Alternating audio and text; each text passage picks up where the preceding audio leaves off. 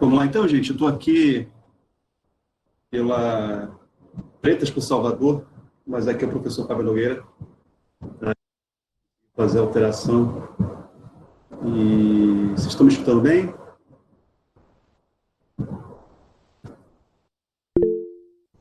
Tudo tranquilo? Perfeito. Sim. Então, assim, eu não pude, na verdade, ainda estou me recuperando aí de uma infecção no ouvido. A pessoa está um pouco surdo, não deu desconto. E aí a disciplina, a matéria que era da terça-feira, eu vou conversar hoje com vocês aqui. Passei no grupo a apostila, né, base do processo seletivo simplificado 2021, licenciador, agente censitário, que é basicamente o que a gente vai trabalhar, né, dialogando com vocês, em relação a essa matéria, essa disciplina. Tá? Então, falar um pouco de mim, né, primeira reunião, primeiro encontro, né? Só tirar aqui que está dando retorno. Sou o professor Fábio Nogueira, sou militante do Círculo Palmarino, fundador do Círculo Palmarino, sou professor da Universidade do Estado da Bahia, da UNEB, militante do movimento negro, sou da área de Sociologia, sou doutor em Sociologia pela Universidade de São Paulo, mestre em Sociologia e Direito pela Federal Fluminense, sou graduado em Sociologia e Ciências Sociais pela Universidade de São Paulo e já estou há 10 anos na UNEB, carreira docente, já tenho instituições de ensino superior, já 13, 14 anos dando aula em instituições docentes de ensino superior. Bem, eu disse, né, militante do movimento negro, sou fundador do Círculo Palmarino. A gente faz um trabalho, não só na Bahia, mas em outros estados, voltados à questão negra, combate ao racismo, à discriminação. Então, a gente desenvolve, né, atividades no campo da educação e da cultura. Né? Então, aqueles que queiram conhecer, o Círculo Palmarino está de portas abertas. Tá? A gente tem, mesmo no contexto da pandemia, retomando as nossas atividades aqui no estado da Bahia, colaboração do Valécio, da Jacobina, o Joelson de Terra Nova, a Carol hoje não pôde estar com a gente porque está em aula em Salvador, né? Tiveram aula já com o professor Ivan Maia, o Franco Peixinho, então a gente vem se revezando, é um trabalho voluntário, não é um trabalho remunerado, a gente faz por militância e porque quer contribuir com esse edital da seleção do IBGE.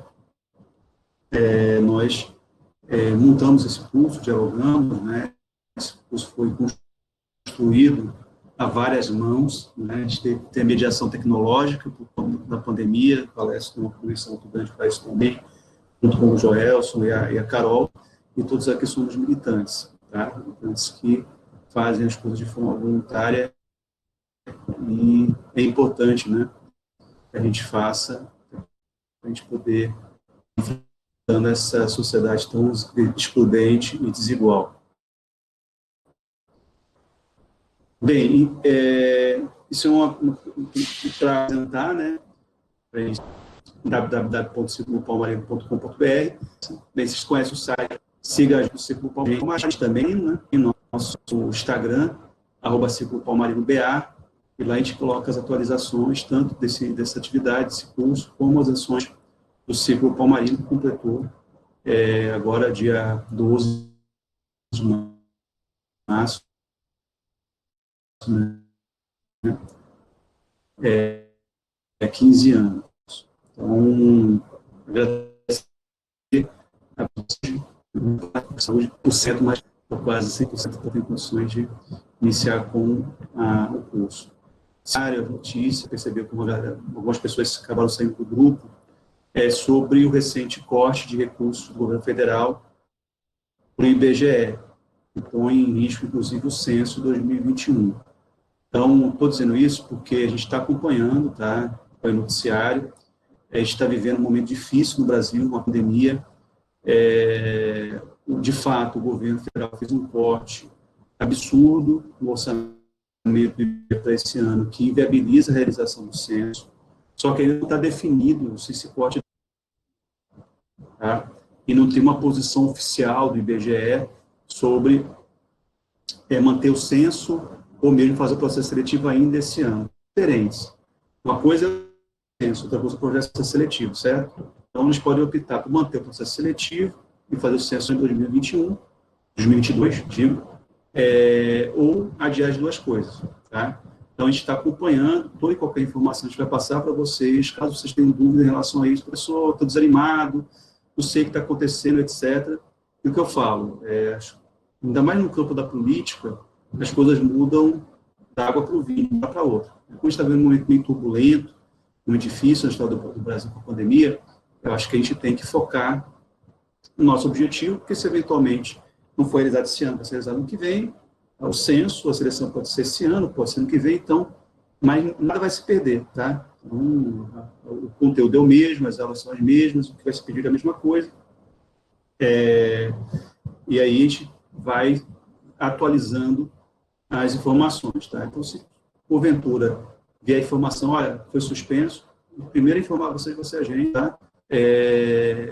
Então, fiquem tranquilos quanto a isso, a gente está acompanhando, a gente tem uma responsabilidade, entende que também isso provoca ansiedade, fica ansioso, né? Para que as coisas deem certo, mas vamos ter fé que isso vai se resolver. Vamos aguardar aí a próxima semana, que acho que a gente vai ter uma definição maior, tá? Então, enquanto a gente não tem essa definição sobre a questão do censo, a princípio está mantido, a seleção, tá? Como falei, são duas coisas diferentes. E aí, acho que os professores já explicaram, né? Eu, naquela aula live, expliquei que é uma seleção em duas etapas. O que é seleção? Seleção não é concurso. Concurso, quando é efetivo, para trabalhar no IBGE e seguir carreira como funcionário público. Esta é uma seleção para contrato temporário. Contrato temporário, né, que é renovado mensalmente. No caso do recenseador, são 3 meses no máximo, podemos chegar a 4, tá? Agente censitário, 5, 6 meses. São funções diferentes dentro do censo, certo? Então, por isso, um número grande de vagas. A gente fazer um censo nacional demanda muita gente, tá? Então, a gente está fazendo processo de seleção. E a seleção, que é um contrato temporário, vocês viram no edital, né, que expliquei um pouco sobre o edital, ele se divide em duas etapas. Primeiro, a seleção, né, da prova objetiva, que é isso que nós estamos fazendo aqui, com vocês, passando as matérias, eu vou falar sobre conhecimentos técnicos, né, que é a disciplina voltada, né, que é solicitada, né, na seleção. A etapa é a do treinamento, aí já é com o IBGE, tá? A primeira etapa da prova objetiva pela Sebrasp é onde vocês fizeram a inscrição para o concurso, que cobrou a taxa de diante, e a segunda etapa é a etapa do treinamento, que é feita pelo próprio IBGE. O que é o treinamento? O treinamento é, uma vez que você está na prova objetiva, você vai apresentar sua documentação, vai se credenciar para o treinamento, né? E vai fazer um curso já para o IBGE para poder desenvolver as ações como recenseador, certo? Ou agente censitário. Ok? Então, basicamente esse o processo, né? E é por isso que a gente organizou um curso online, com mediação tecnológica, agradecer ao Valécio, que está ajudando bastante, o Joelson, a Carol, e apresentando esses conteúdos, né? Porque a gente sabe que uma coisa é o estudo, mas por que então não colocar lá um conjunto de... Está ouvindo bem? A gente está cortando o áudio. Está ouvindo bem? Ah, por que não colocar um conjunto de vídeos, deixar disponível, etc. Ou simplesmente mandar lá o manual e mandar a gente ler. Por quê? Porque no processo de aprendizado surgem dúvidas. E aí é fundamental a mediação do educador. Tá? O professor, que chama, né? O educador, ou educadora. Então, isso é muito diferente uma aula em que você tem a mediação, a interação com o educador, o educador, e uma aula que simplesmente você ali tem que pesquisar para tirar suas dúvidas e assim por diante. Isso tem a ver com o processo de aprendizado, como se constrói o conhecimento, como se dá o processo de construção desse conhecimento. Até porque eu apresento o conteúdo aqui, a gente interage e, de uma maneira também, eu aprendo. Tá? Eu sei que mediação tecnológica, aula online, é mais complicado, porque tem a questão dos dados móveis, né? A internet não é boa, o áudio do professor corta, não pega direito, né? Aí a gente vai lá, grava e disponibiliza no YouTube para vocês tirarem dúvida, tá? Mas esse momento é importante, tá? Esse momento dessa interação, isso, por exemplo, o aluno falar que o áudio está cortado.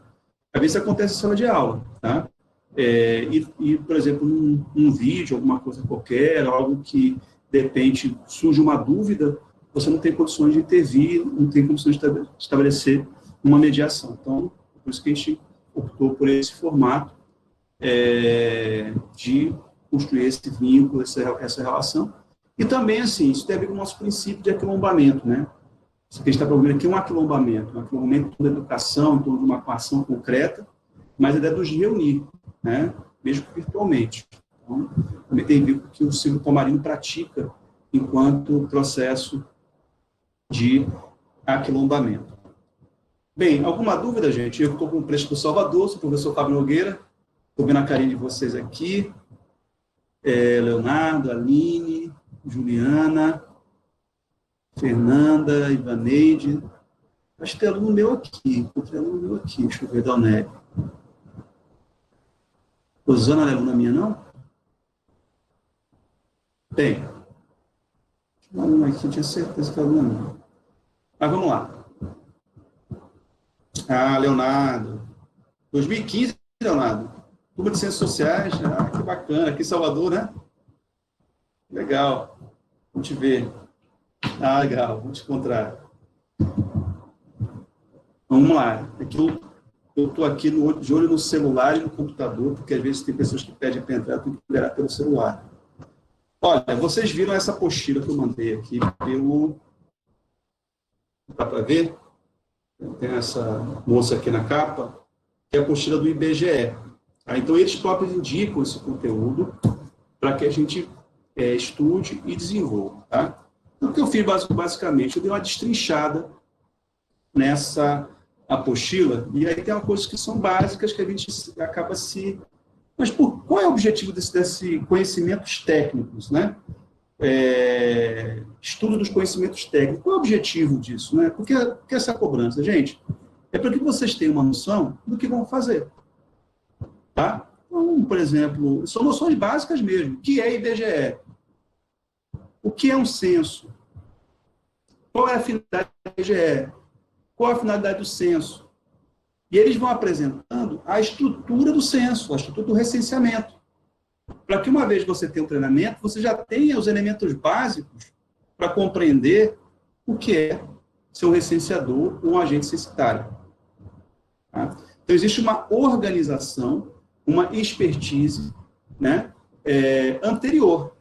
Então, o que eles fizeram foi sistematizar isso. O que é sistematizar? É organizar numa apostila, num PDF, que tem aqui seus, muito bem feito, bem diagramado, didático, que tem seus 70 e poucas páginas, e no final ainda rola como se fala? Um quiz, perguntas e respostas com gabarito, né, para que vocês possam, o quê? Exercitar esses seus próprios conhecimentos, tá? Porque isso, obviamente, vai ser cobrado na prova objetiva que vocês farão, se tudo der certo, daqui a algumas semanas, tá? Seja para agente censitário, dia 18, seja para recenseador, dia 25. Então, vamos lá. Quando você... primeiro, sobre o IBGE. O que é o Instituto Brasileiro de Geografia e Estatística? Gente, olha só. Essa é uma demanda, a organização do IBGE, a IBGE é uma instituição federal responsável por desenvolver a base de dados, a base estatística, do conhecimento da população brasileira. Qual o objetivo disso? Planejamento. Planejamento de investimento, política pública, né? Identificar padrões da nossa sociedade. Vamos pegar um exemplo. Houve uma queda acentuada, a partir da década de 70, 1970, 1980, da taxa de natalidade. O que é a taxa de natalidade? O número de filhos por família. Né? Então, se nesse período da década de 1970, início dos anos 80, era comum lá, né, a família ter 3, 4, 5 filhos, hoje no Brasil isso já não é uma tendência, é uma tendência de diminuição do número de filhos. Vamos um exemplo. Aí, o que leva a isso? Aí tem todo o debate, né, que é resultado de teorias, né, que é uma outra coisa. Depois é o dado objetivo. Né? As famílias estão tendo menos filhos. Bem, isso serve para quê? Para planejar. Planejar o quê? As políticas públicas. Por isso que o governo federal, que é responsável pelo orçamento federal, cria um órgão, que é o IBGE, responsável por produzir dados estatísticos, a fim de planejamento e organização das políticas públicas. Certo?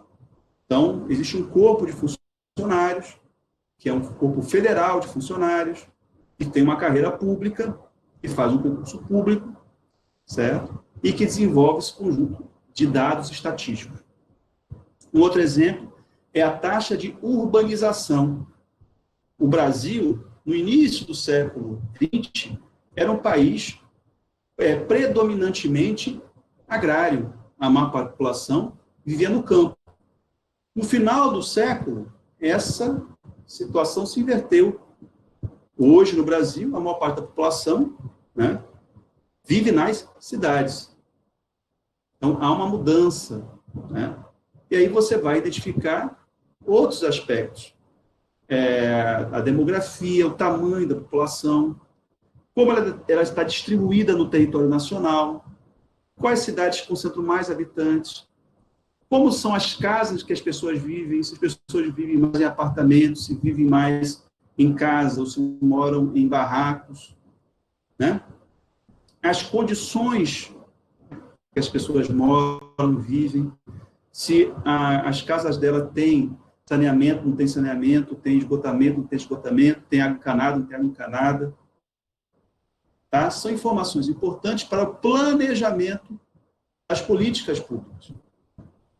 A escolarização, o número de pessoas que acessaram o ensino superior, se ensino superior público ou privado, e assim por diante. Tá? Então, essa produção de base de dados, você tem no site do IBGE, para quem gosta de pesquisa, para quem gosta de número, vai encontrar muita coisa bacana para ajudar a entender o nosso país, vai ajudar a entender o Brasil. A cada 10 anos, o IBGE promove um censo. Bem, está a cada 10 anos, estamos em 2021, era para ter realizado o censo no passado, 2020. A cada década, um censo. Nós temos o censo de 2010, temos o censo de 2000, tivemos o censo de 90, o censo, né? Não é aí, a cada 10 anos? Então, a cada 10 anos, há um recenseamento. Ok? Inclusive, se vocês... O recenseamento não é uma coisa nova. Tá? O recenseamento ele existe há muito tempo. Pegar, por exemplo, os Incas que ocupavam aqui a região dos Andes, da Cordilheira dos Andes, atual Peru, Chile, Bolívia, né? Eles tinham o recenseamento. Tinham medida de recenseamento. Eles faziam o cálculo. Por quê? Isso tem a ver com cobrança de impostos, de tributos, né? quanto que a pessoa consegue produzir em determinada área, e assim por diante. Então, é importante ter esse cálculo para o Estado poder ter um planejamento dos seus gastos, tinha uma organização. Né? Um outro exemplo de censo que a gente encontra é na Bíblia, né? Na Bíblia. Jesus nasceu em Belém, sendo de Nazaré, porque o seu pai, José, sai, junto com a sua esposa Maria, de Nazaré a Belém por conta do censo, tá? Na época. E chegou atrasado, estava tudo lotado, que seriam as hospedarias da época, e não restou outra opção que não ele e sua esposa grávida se abrigarem num estábulo, na Bíblia, certo? Então você vai encontrar referências no Egito, nas pessoas do Egito, da época dos faraós, dos incas, né? Outros povos, que o censo não é uma coisa que surgiu de uma hora para outra, né? Por um capricho, o IBGE resolveu fazer um censo. Não. O censo surge como instrumento, né, para que organizações sociais com algum nível de complexidade, né, por uma série de necessidades, tenham lá, onde tem um controle, ter uma base de dados objetiva, né, da sua população geral. E com base nisso, estabelecendo segmentações, divisões, separações, diferentes níveis, né? De riqueza, pobreza, vive na cidade, vive no campo, quantos imóveis tem, não tem, etc., quantas... E assim por diante, tá? Então, para a gente ter uma ideia em relação ao que é o recenseamento, que é o censo, tá bom?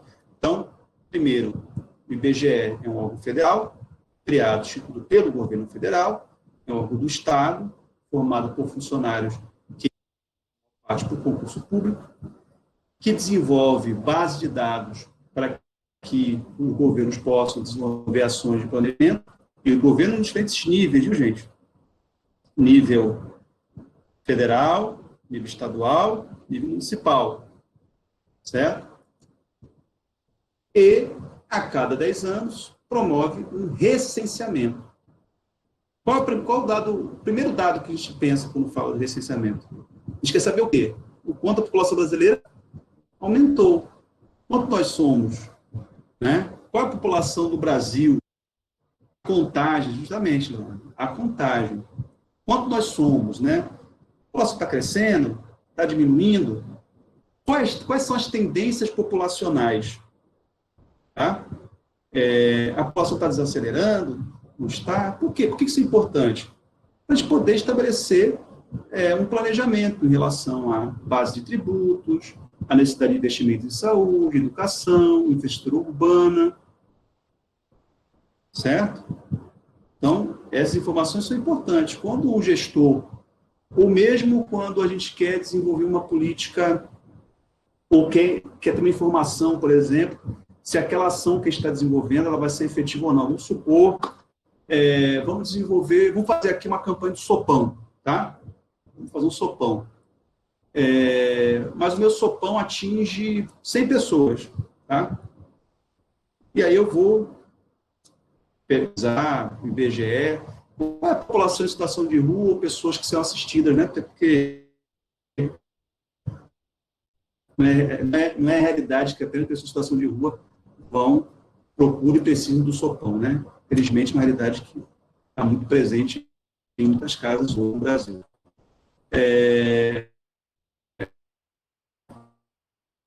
Isso conta desse universo. Então, a base de dados confiável a respeito de dados ligados à segurança alimentar que nosso país desenvolveu, vai, né, dando importância e significado. É porque a gente vai pensar, vamos pensar uma política pública, prometer o Estado, né? Então, tudo isso é importante também para os movimentos sociais, inclusive para o movimento negro. Né? Uma pergunta-chave no seu censo é a cor da população brasileira. Né? E aí vai uma informação importante, gente. Eu, aí, como sociólogo, né, tenho dessa informação para vocês. Porque a gente acompanhou aí, não nesse Big Brother atual, no anterior, acho que foi o Babu, né? Ele lançou uma polêmica em torno do uso do termo negro ou preto, que o correto seria preto e não negro, né? Porque negro teria a ver com necro, e que preto, né? E aí surgiu essa discussão, e o IBGE trabalha com branco, pardo e preto, né? Mas a uma parte da população, né, brasileira tem o seu outro sistema de classificação e assim por diante. Então, sempre surgiu uma polêmica em torno disso, e é importante escurecer, né, que por que o movimento negro brasileiro não usa o termo preto? Porque preto, nos primeiros recenseamentos, na época da escravidão, era o equivalente a escravo. Então, quando você pega lá o censo do século XIX, tá, a população preta está separada entre a população crioula e a população africana. A população preta é a população escrava. Tá? Então, quando surge o movimento negro, que a gente considera o movimento negro mais contemporâneo, né? Pós-abolição, pensa no movimento negro pós-abolição, as primeiras associações negras vão usar o termo homens de pessoas de cor, não o termo preto, porque o preto é escravidão. E é na década de 30, 40, que eles passam a usar o termo negro. E aí vem o termo movimento negro. O que o Babu faz referência é a experiência histórica dos Estados Unidos, em que recentemente, por conta do uso pejorativo do termo nigger, certo? Se adotou, eu falo recentemente porque eu vou explicar o porquê, o termo black, que a gente traduz como preto. Tá? Quando a primeira entidade nacional do movimento negro, a primeira entidade negra nos Estados Unidos é National Advancement of Colored People, Associação Nacional pelo Avanço das Pessoas de Cor, assim como no Brasil. Assim como em Cuba também, é o Diretório Central da Raça de Cor. Então, os termos sempre estão de cor. Quando você tem um movimento literário, artístico, na década de 20, no Harlem, em Nova York, é o New Negro Movement, o movimento novo negro. E o termo negro é muito usado nos Estados Unidos pelos próprios negros, junto com colored people, pessoas de cor. Tá?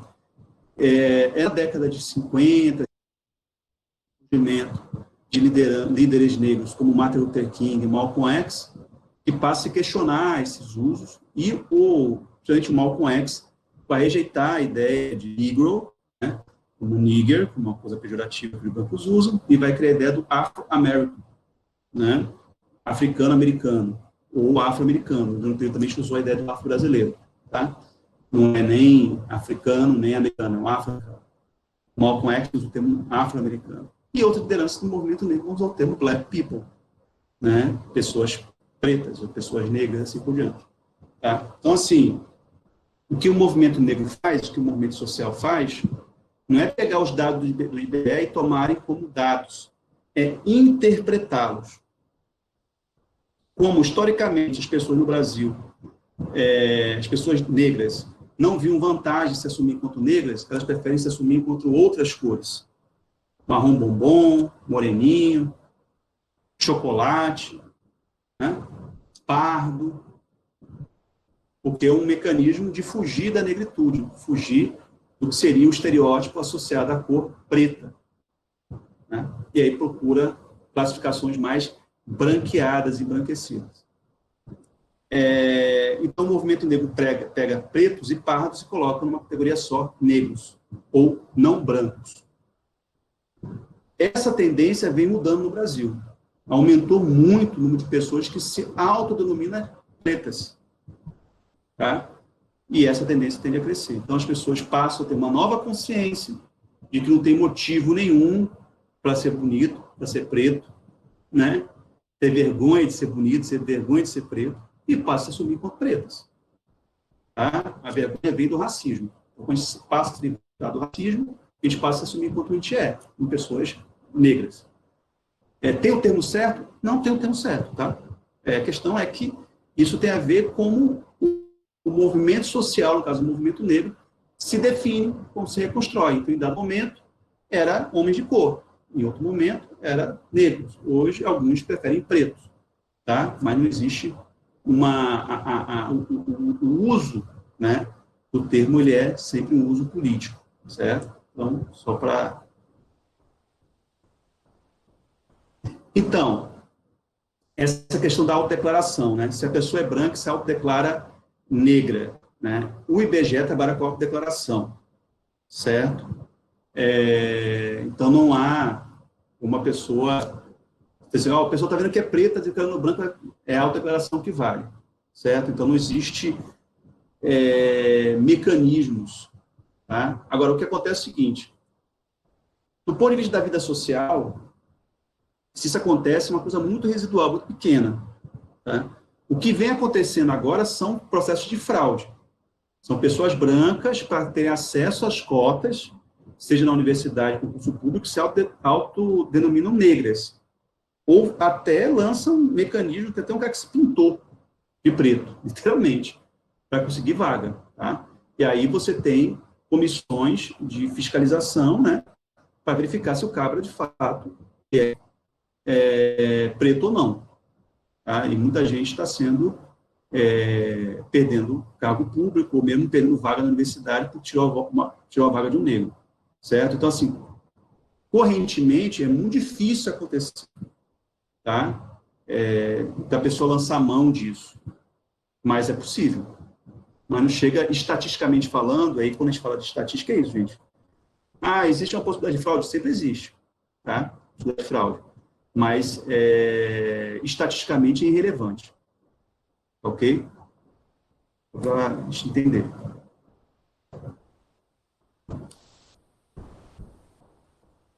Se ela tiver a cor da pele clara, mas os traços negros, ela pode se considerar negra? Sim.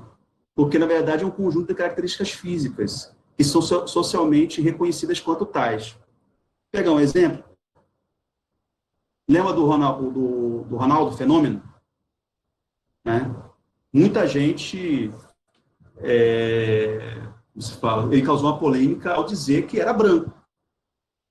Né? E, não, eu sou branco, etc.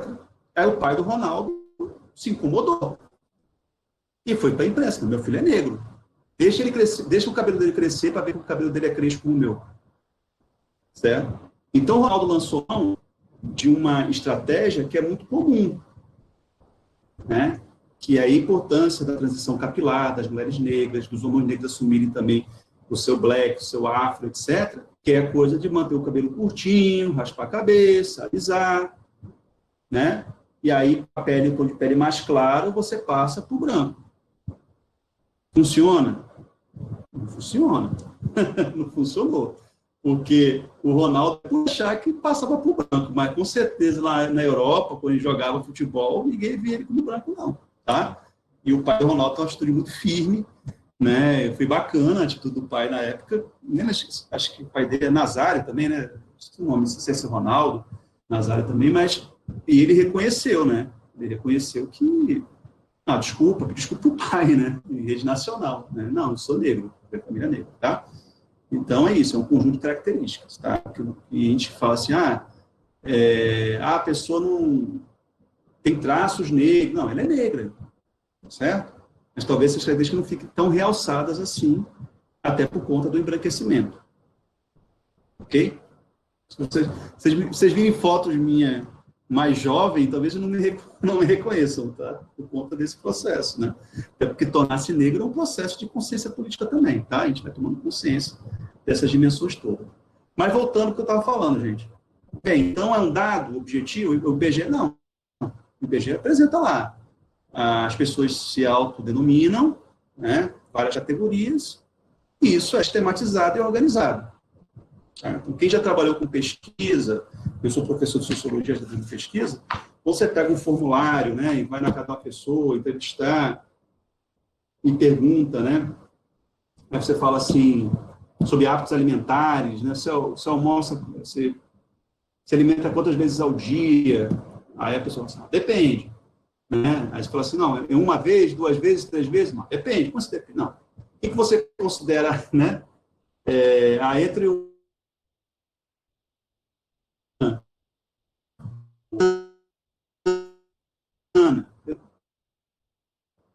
É mais difícil você, né? Agora, o uso dessas categorias, o uso desses dados, ele é sempre político, tá? Político no sentido, não no sentido partidário, tá? Mas no sentido que ele é resultado de uma interpretação também. E um dado é um dado puramente objetivo. Ele é construído, tá? E ele também tem o quê?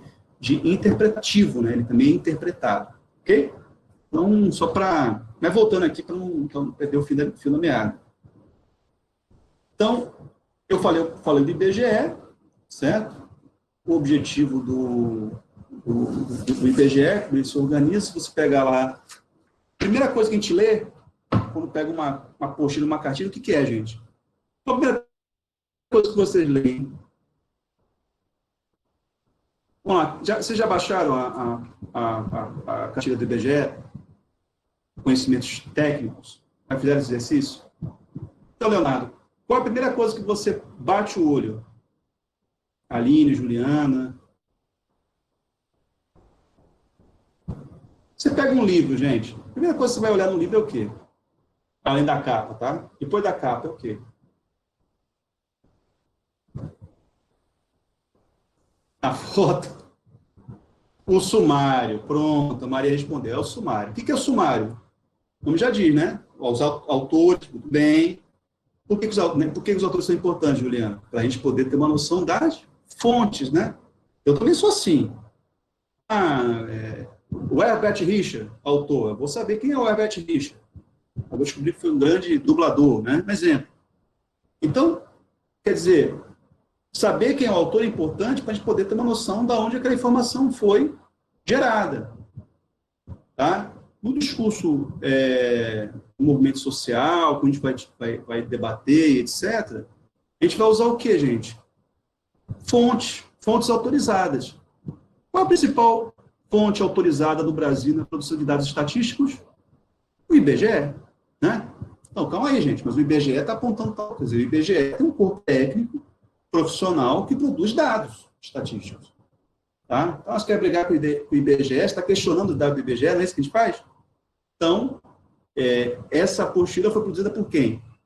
Pelo próprio IBGE, tá? Que tem expertise e conhecimento sobre como fazer recenseamento. Bem, sumário, o nome já diz, sumário. Sumo, né? O resumo, o extrato. Tá? Então, o sumário é a primeira coisa que a gente dá uma olhadinha. Bater o olho no sumário. O que o sumário está querendo dizer? O que ele está apontando? Então, o sumário você tem a estrutura do texto. A estrutura do que está sendo apresentado com as ideias básicas. E quando a gente bate o olho no sumário, a gente tem o quê? Esse sumário desse PDF, né? Conhecimentos técnicos. O que é o IBGE? O que é o censo? Acabei de fazer isso com vocês aqui. O que é o IBGE? O que é o censo? Quem é o recenseador? Qual é a figura do recenseador? Quem é esse cara que vai recensear? Que não é nova, essa figura é histórica, é bíblica, está na história do mundo, né? O recenseador, que tem a ver com o coletor de impostos, tem a ver com um monte de coisa, etc. Né? Como se dá o trabalho dele, como ele vai trabalhar, como ele vai desenvolver seu trabalho, conhecimentos que vão ajudar você para quê? Passando na segunda etapa, fazer o treinamento. Para não chegar lá, né? Estou perdido onde eu estou, não é isso? Chegar esperto já. Estão cobrando agora. Estrutura organizacional. O que é estrutura organizacional, gente? Como que eu vou fazer um censo se eu não sei me localizar dentro dele? Censo é uma estrutura. São quantos profissionais? Mais de 200 mil profissionais no Brasil todo. Em todas as cidades do Brasil. Então, você tem o quê? O agente censitário, né? Que é supervisor, o agente censitário que é municipal. E quem vai ser recenseador vai ter que se reportar a essas figuras. Bater continência? Não. Não vai bater continência. Longe disso. E ninguém bate continência. A gente vai o quê? O recenseador vai gerar os dados e vai comunicar, passar essas informações para uma pessoa que vai sistematizar. Então, ele vai coordenar um grupo de recenseadores por uma determinada área. Então, já existe uma expertise, um conhecimento sobre como organizar censo. O IBGE sabe organizar censo. Tá? O governo de plantão pode não saber, mas o IBGE sabe. E faz isso a cada 10 anos. Então, é importante que vocês tenham a noção da estrutura organizacional. E aí, nessa estrutura organizacional, tem alguns conceitos fundamentais, que vocês precisam entender esses conceitos, certo? Que são importantes, até para entender como funciona a estrutura do censo, como ele se organiza e como territorialmente as coisas são distribuídas. Porque o recenseador, principalmente, vai paletar, né, gente? Vai caminhar, vai andar. Mas vai andar em qualquer lugar, esmo, olhando, né, boatão, ele vai andar para uma determinada região, um distrito, uma determinada população.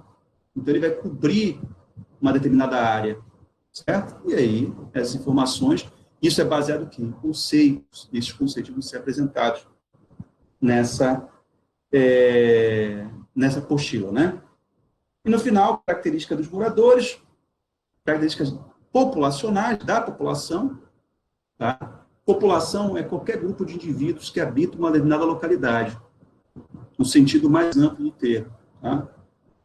E aí, conclusões, e vem os exercícios para vocês exercitarem, a gente vai fazer aqui, ao das aulas, e chegar zero bala na seleção, ainda vem com gabarito, viu? Pô, já, mão na roda, que já pode fazer, esse errou, tenta acertar de novo.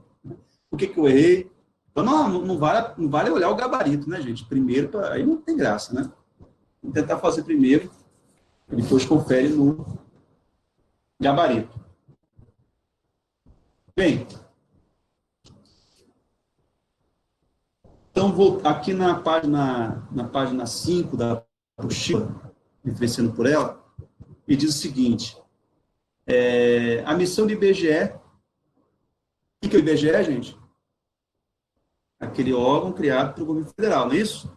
Formado por trabalhadores, concursados, uma só parte, por enquanto, e que produz dados. Então, qual é a missão do IBGE? Retratar o Brasil com informações necessárias ao conhecimento de sua realidade e ao exercício da cidadania. O que é cidadania, gente? Quem sabe o que é cidadania? O que é exercício da... Porque a cidadania é como se fosse uma academia, que tem que exercitar para dar certo. Quem arrisca aí dizer? E por que é importante informações para pagar imposto? Cidadania pagar imposto, gente?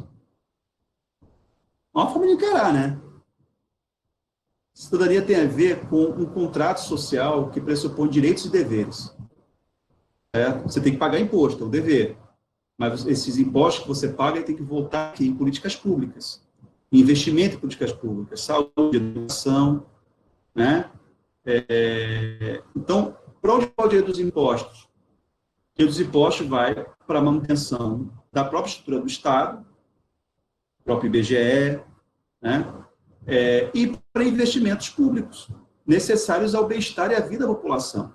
Transporte, saúde, educação, habitação, saneamento básico e assim por diante. Vamos pegar um exemplo. O professor que vos fala, ano passado, sofri com uma crise, com uma chikungunya. Eu não recomendo para ninguém, viu, gente? Chikungunya. Mas por quê? Porque fizeram uma obra aqui próximo, onde eu moro, deu uma epidemia de mosquito, né? Tenho suspeita de um galinheiro improvisado construído aqui também próximo, e aí descobri que galinhas atraem o mosquito Aedes aegypti. Olha que coisa interessante, né? Interessante saber, né? Mas não conferir na prática com a chikungunya. O que faltou aí? O que faltou? Faltou investimento em saneamento, né? Em saúde pública. Agora está todo mundo falando da importância do Sistema Único de Saúde. Por que o Sistema Único de Saúde é importante? Porque ele é público. Se você sofrer um acidente, se você tiver a necessidade de ser atendido por um hospital público, você será atendido. Em outros lugares do mundo, não. Você não vai ter assistência à saúde, tá? Tem que pagar. Se o seu cartão for recusado, você não é tratado.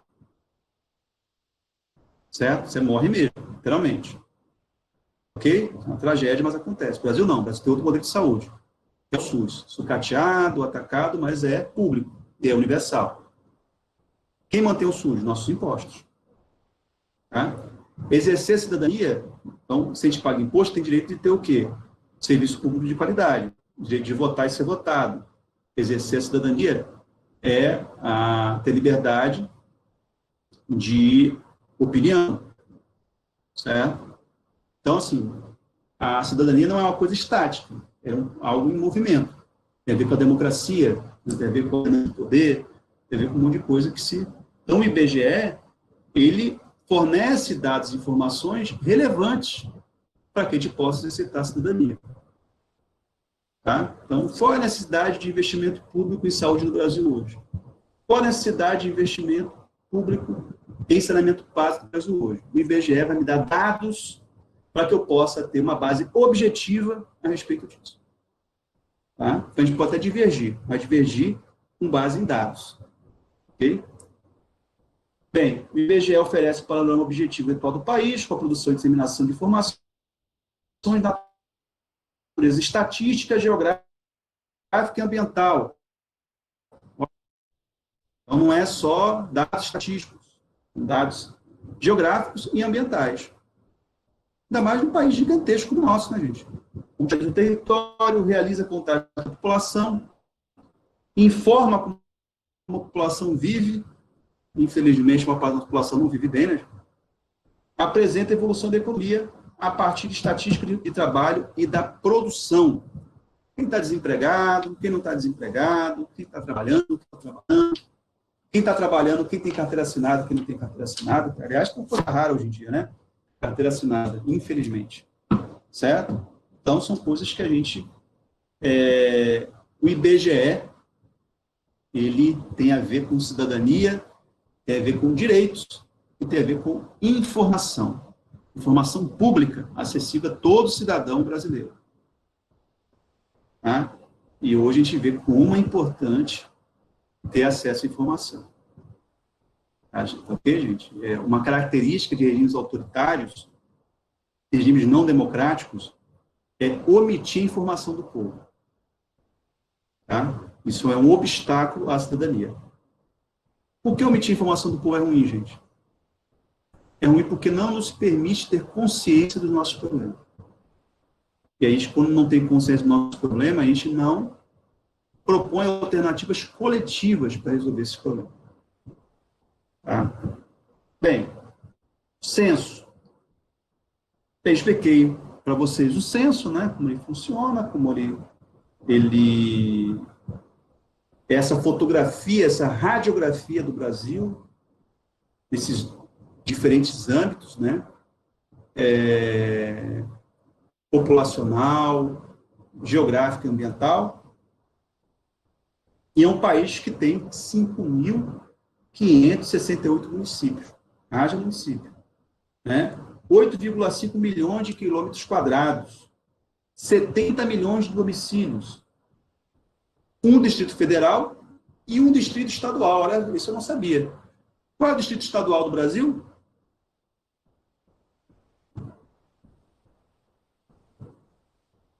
Qual é o nosso distrito estadual, gente? Ninguém arrisca, não? Ninguém tirou férias lá, não? São Paulo? Não, São Paulo é estado. Um estado, né? Com Bahia, com Pernambuco. E tem o Distrito Federal. O Distrito Federal é a nossa capital federal, não é isso? Um distrito próprio, que tem um governo próprio, né? Que é a capital do Brasil. É uma região administrativa federal. O Distrito Federal, nossa capital. E nós não temos um distrito estadual. Temos um estado e um distrito. Fernando de Noronha, estadual. Certo? Um dado aí para a gente poder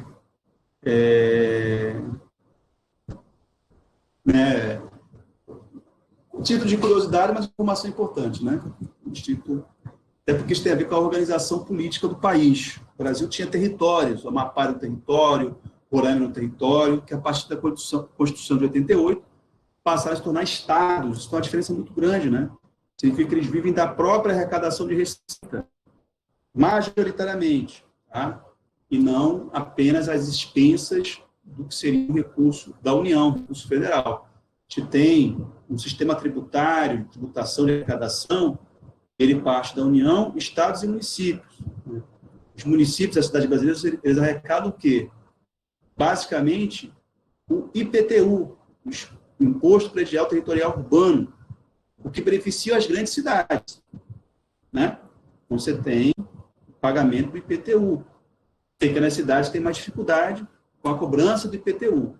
E depende do negócio chamado Fundo de Participação dos Municípios, que é o Fundo Federal. Uma parte da cidade, por exemplo, só fecha as contas com recurso federal. Não consegue apenas com a arrecadação do município. O Estado, o carro-chefe, é o ICMS, o Imposto sobre Circulação de Mercadoria e Serviço, né? Que é a base da arrecadação estadual. E temos os impostos federais, que formam o que chama o Caixa da União, né? Então, o Amapá e Roraima, quando eram territórios nacionais, viviam basicamente, se mantinham a partir dos recursos que vinham da União. Quando se tornam estados, passam a depender de recursos próprios, do ICMS, da arrecadação do próprio estado. Tá? Então, só para ter curiosidade, então, essa divisão também tem a ver, né, com o IBGE, essa divisão é importante. Alguma dúvida, gente? Estou falando demais? Vocês preferem... É por isso que lá não tem eleição? Quando era distrito, quando era território federal, não. O governador é nomeado pelo presidente da República. Quando tem estado, passa a ser eleito no próprio estado. Tá? Mas Brasília tem eleição para governador. Tem eleição para governador. Governador, tem deputado distrital, certo? Mas é um território federal, um distrito federal. Não tem município, né? No caso de Fernando de Noronha, uma boa pergunta, né? Deve ter algum administrador, né? De Fernando de Noronha, mas não deve ter eleição. Boa pergunta. Vou pesquisar. Boa. Saber como que se dá, quem administra Fernando de Noronha, que fica bem longe, né? Da costa brasileira. Uma boa pergunta. Eu fiquei em dúvida em relação a Brasília, porque Brasília é Distrito Federal, mas tem cidade satélite, né? E cidade tem prefeito. Mas como funciona isso? Bem, depois eu vou pesquisar um pouquinho sobre essa organização do Distrito Federal. Mas é isso, não tem vereador de Brasília, né? Tem deputado distrital do Distrito Federal, não é nem estadual, é distrital. Bem, quais são as perguntas que o IBGE faz no censo? Então, promove consultas, debates amplos, sociedade brasileira e órgãos técnicos governamentais. O que é sociedade brasileira, gente? São os movimentos sociais, são as ONGs, organizações, tá? Não é todo... Né? A sociedade brasileira, a impressão que é uma coisa... Não, são os setores organizados da sociedade brasileira. E os órgãos técnicos governamentais que precisam dessas informações para desenvolver suas políticas. Ok? Bem, então, a partir disso, você tem a ação do censo e o trabalho que o censo vem desenvolvendo. Aí ele coloca aqui algumas informações que são importantes, né, do censo. Investigar, levantar, né? Total da população do... Ixi, gente, minha bateria está acabando aqui. Rapidinho, antes que eu suba.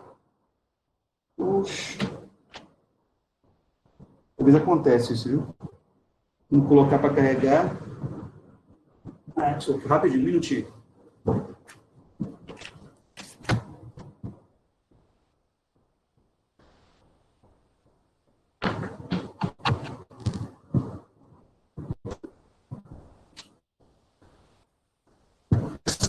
Pronto, eu ia desaparecer da tela, já pensar, o que aconteceu? O professor sumiu. O Joel já foi lá e respondeu aqui. Fernando de Noronha é distrito estadual de Pernambuco, ou seja, o território pertencente a Pernambuco. Assim como os distritos municipais. Ah, verdade, agora entendi. Quem comanda é o governante local eleito em eleições gerais ordinárias. Então, não tem os distritos não têm governador, prefeitos distritais, no caso, isso que você quer dizer, né? Então, não tem Deve ter alguém que cuida, né? Que é responsável pelo território. Mas ele não é eleito, né? É isso. Então, o Joel já respondeu. Aline. Então, quais são as questões, né, que são respondidas pelo censo? Vou pegar só em linhas gerais para a gente ter uma ideia aqui. Você não entendeu, Aline? Está dizendo o seguinte, que o... agora você entendeu. Você leu e entendeu.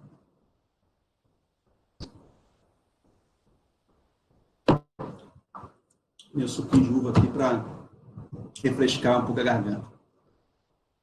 Que vocês querem falar pelo chat, né? Pode abrir o microfone para falar com o professor. Aí tem que ficar lendo, aí eu tenho que falar e ler o que vocês escreveram. Aí tá, joia, gente. Total da população do país, o sexo e faixa etária, como está distribuída no território nacional, expectativa de vida, isso é importante, um dado para planejamento de política de previdência social, causou muita polêmica, questão da previdência, né, das aposentadorias. Na prática, não tem mais aposentadoria no Brasil, né? População negra, então, começa a trabalhar mais cedo, quem não tem carteira assinada pode comprovar anos trabalhados, é um debate aí, mais expectativa de vida, né? E fora as desigualdades regionais, né, gente? Se vive mais em alguns estados e menos em outros. Você vive mais em algumas regiões e outras. Dentro do próprio estado você tem diferenças. Né? Dentro do próprio município você tem diferença também de expectativa de vida. Uma coisa para a gente pensar. Estimativa de brasileiros que vivem fora do país. É onde estou colocando, são dois Brasis, exatamente. Dois Brasis, muito diferentes, né?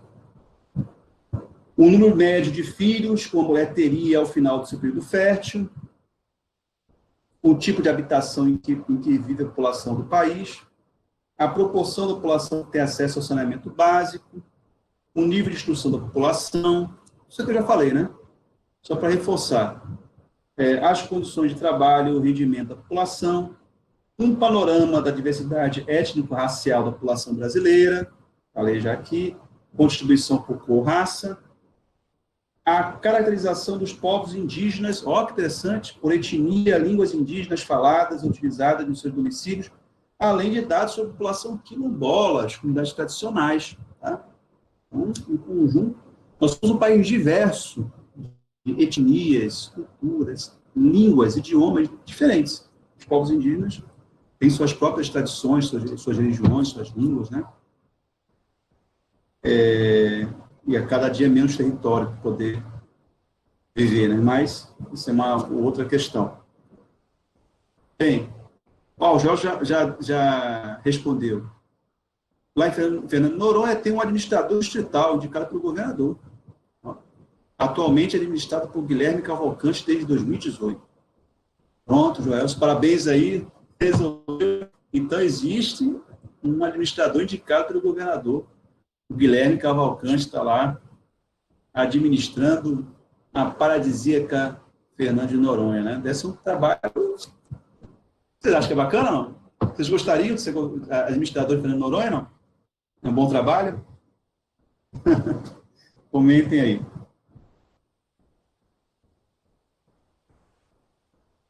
Ser bem tranquilo, né? Pronto, tem até o site aí para quem quiser entrar, verificar. Bem, a meta, gente, que tinha estabelecida para o censo, né, era 1º de agosto de 2021, né?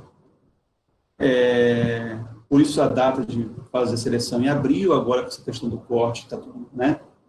Mas vamos trabalhar com a data do censo, é 1º de agosto de 2021, então, da prova até a divulgação do resultado ao treinamento, então é um período muito curto, né?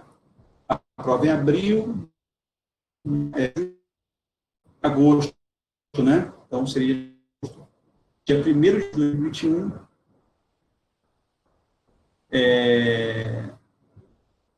para iniciar o censo. Okay? E aí, o seguinte, né? Vamos lá, vamos pegar direitinho essa informação.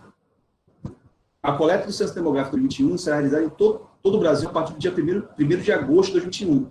Mas a data de referência do Censo Demográfico de 2021 é a meia-noite de 31 de julho para 1º de agosto de 2021. Né? Isso significa que os licenciados vão considerar a realidade desse instante do tempo como referência para a coleta dos dados. Ok? Então, oficialmente começa nessa data, mas a data de referência é a meia-noite do dia 31 de julho, para fins estatísticos, para fins de seleção e coletagem de dados. Isso tem a ver com a dinâmica da sistematização das coletas de dados. Tá? Então, bem, aí passa a explicar o que é cada função, né? Cada peça, cada mecanismo desse processo do censo. Aí começando com a figura do recenseador. Tá? Quem está contabilizando o tempo aí, só para ter uma noção, para também não me estender muito, o objetivo aqui é fazer só uma apresentação e a gente desdobrando as etapas. Está calculando aí, Joelson? Ah, pronto. Já tem 1 hora já? Nossa, passou rápido. Porque é o seguinte, passou rápido, um susto agora. Porque essa apostila vale tanto para o licenciador como para agente censitário. Ok? Então é o seguinte, eu vou pegar mais aí até mais 21 horas, pode ser? Pode ser assim? Falar um pouco de licenciador e a gente vai retomando a apostila nas próximas aulas. Pode? Pode, Evandro, tá bom? Tá falando que vocês também têm o tempo de vocês. Daqui a pouco tem Big Brother, aqui em casa é assim, começa Big Brother, tudo para. Tem Big Brother, eu nem sei, tô brincando. Não tem paredão, a confusão danada. Hein? Tudo para aqui em casa. Parem as máquinas, né? Acompanhar. Bem, o que foi o recenseador, gente? O recenseador é aquele que vai coletar o dado. Né? Então, ele vai ter um treinamento e ele precisa ter uma noção, né, de como funciona essa estrutura. Então, ele vai fazer o contato direto, fazer a interface com a população, tá? Então, por isso que fala que o recenseador é a peça-chave do censo. E são tantos recenseadores, 188 mil no Brasil todo. Tá? Não só na Bahia, não só no estado da Bahia, no Brasil todo. O censo ele é nacional. Né? E, obviamente, se ele está fazendo a interface, a qualidade do dado, da informação, depende do quê? Do trabalho do recenseador. Certo? Então, ele tem uma responsabilidade enorme. Uma enorme responsabilidade, né? No sentido da coleta dos dados, da informação e assim por diante. Importante dizer o seguinte, gente, o sindicato, os trabalhadores do IBGE, inclusive cobrando o governo federal, processo de recenseamento, a vacinação dos recenseadores, tá? E os cuidados, os equipamentos de proteção individual, os EPIs, né? EPI, para que eles possam desenvolver essas atividades. Então, vamos trabalhar com um cenário que vai ter a seleção, vocês vão ser selecionados, e aí tem questão lá para que vocês possam desenvolver com uma máxima de segurança. Claro, tem essa questão ainda, ok? Essa questão ainda. Então, tem reivindicação do sindicato e dos EPIs, que é os equipamentos de proteção individual, para que o recenseador possa desenvolver, né, a pesquisa sem arriscar a própria saúde e nem também das pessoas que ele vier visitar. Porque em algum nível de contato ele vai ter com as pessoas, ele vai ter que bater na casa e conversar.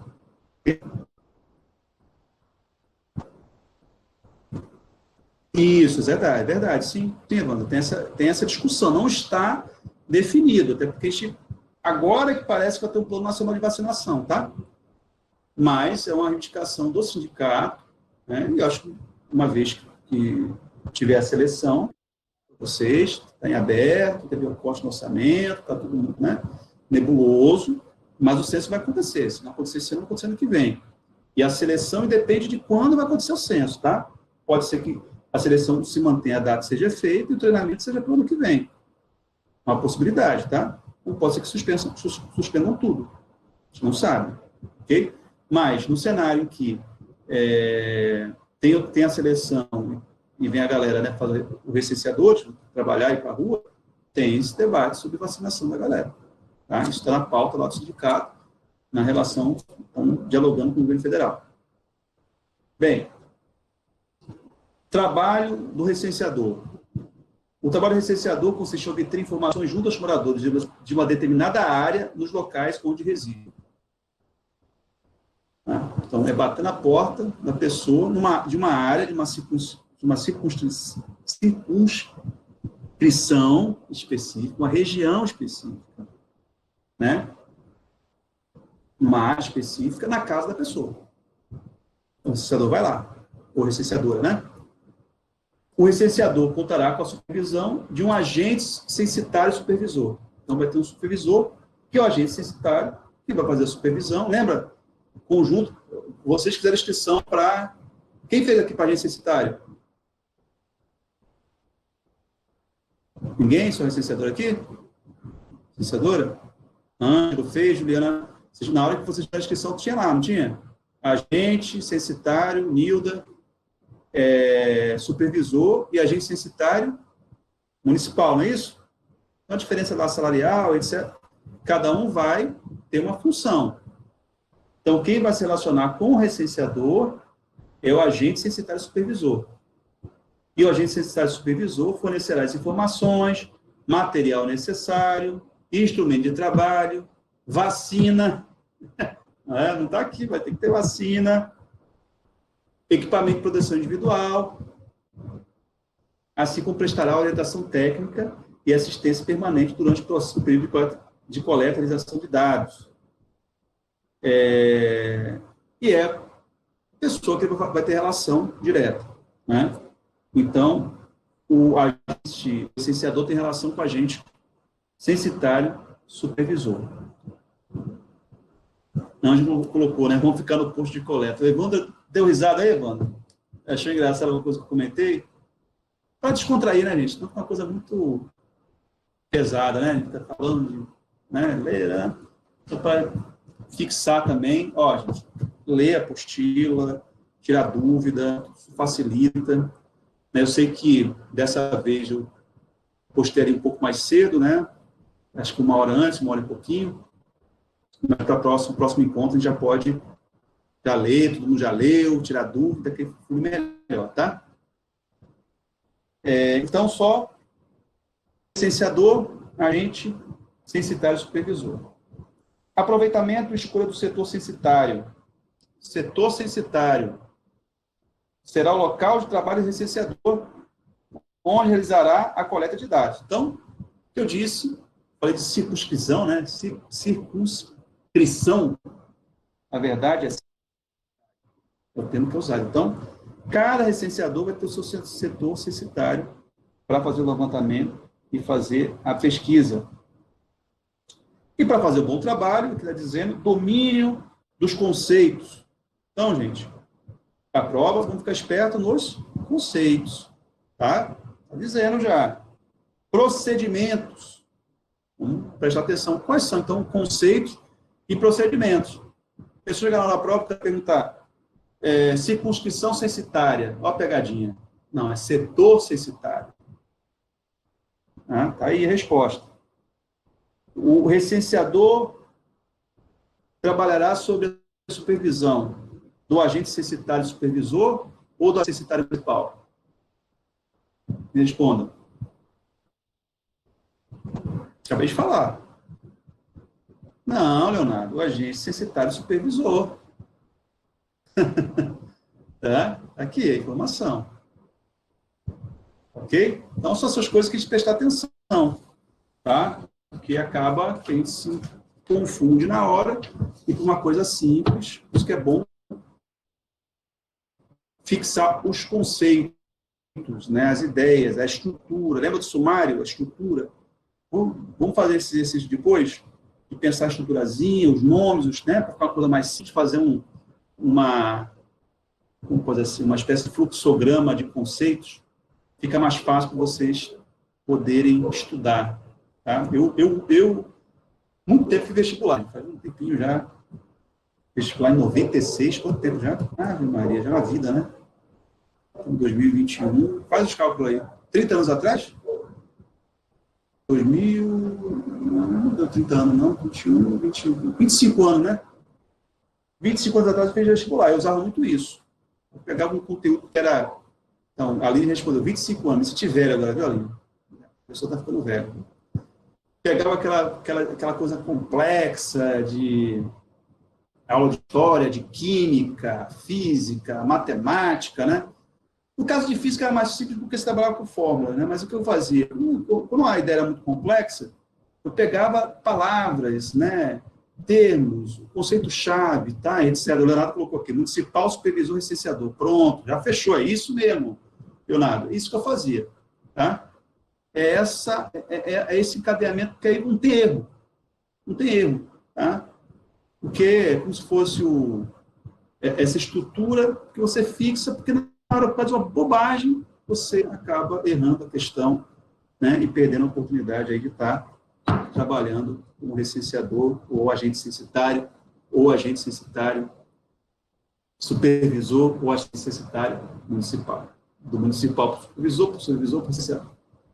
Tá? Então, o Leonardo já fez aqui. Então, essas notas, né, esse organogramazinho, eles ajudam muito, muito mesmo, aquele momento final ali, que a gente tem que dar aquela desacelerada para ficar relaxado pela hora da prova.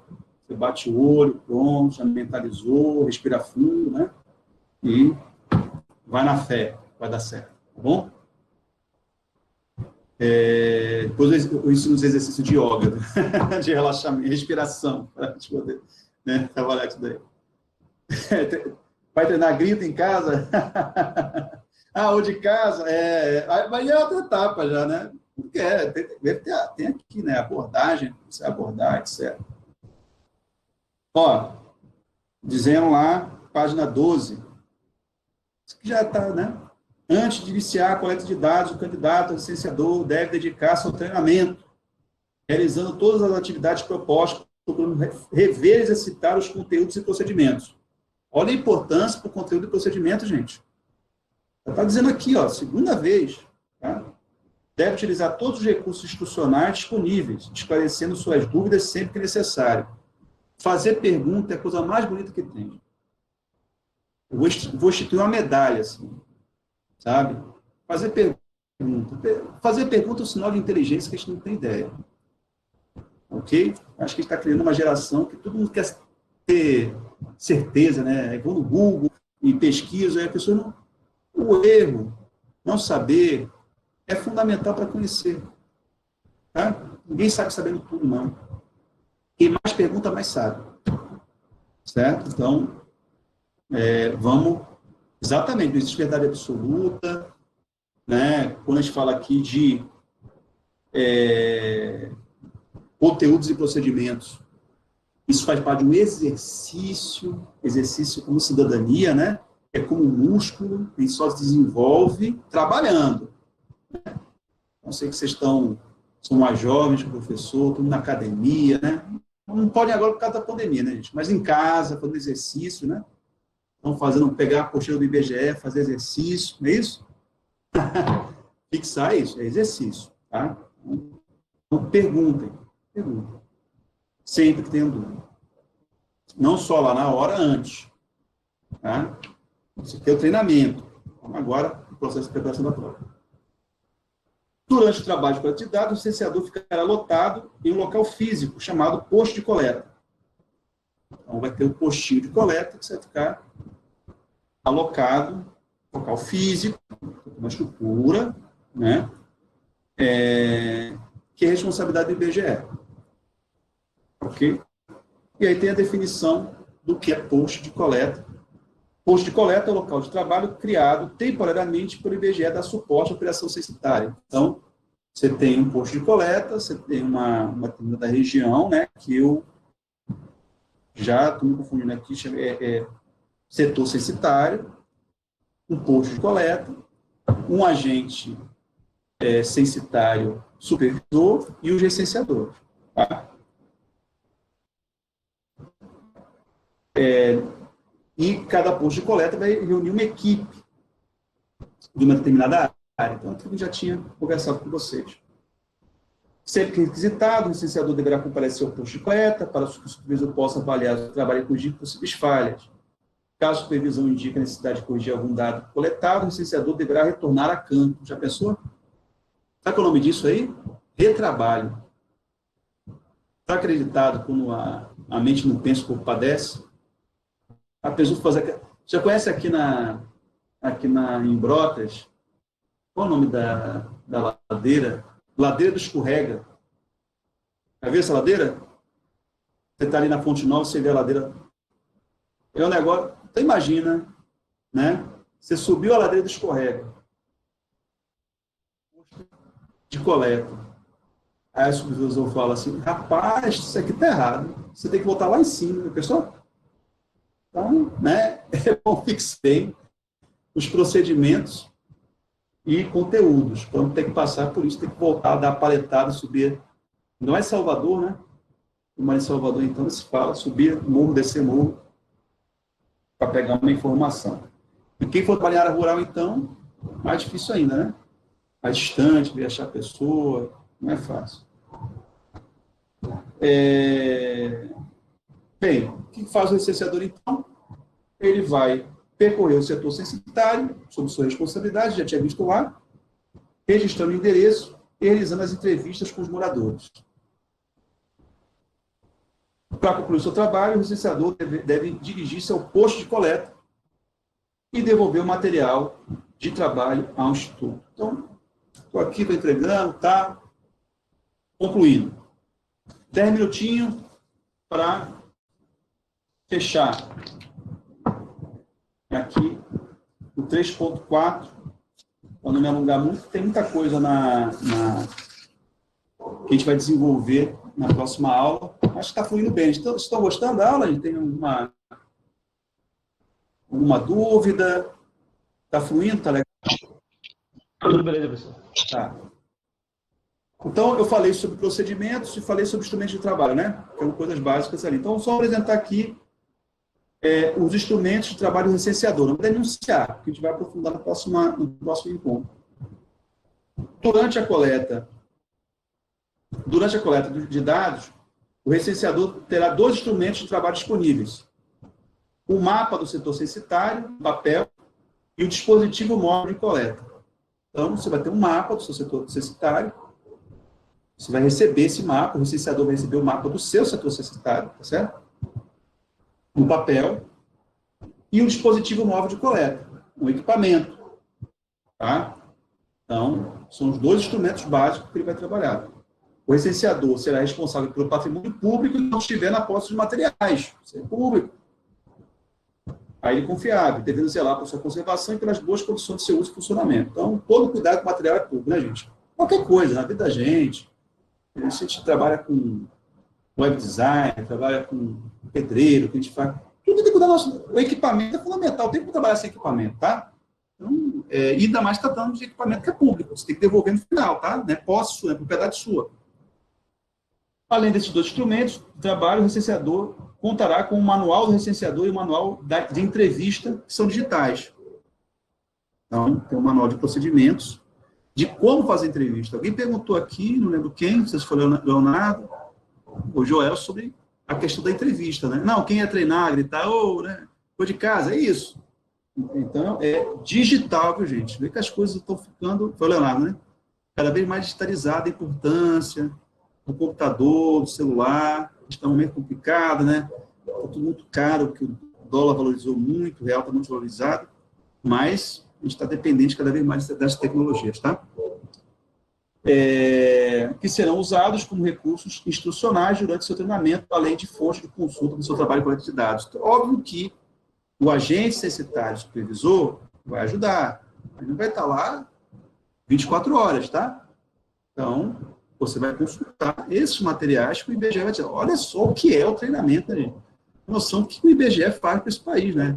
Imagina fazer um censo com mais de 200 mil pessoas, treinar, não é fácil. Os manuais do licenciador e de entrevista reúnem os conceitos, as definições, os procedimentos e as orientações necessárias ao desempenho de suas atividades e ao registro das informações. O treinamento do licenciador é composto por outros materiais e recursos de formação, que também servem de seu suporte ao seu trabalho. Então, isso para a etapa que vocês, né, estão apresentando para a gente ter uma noção.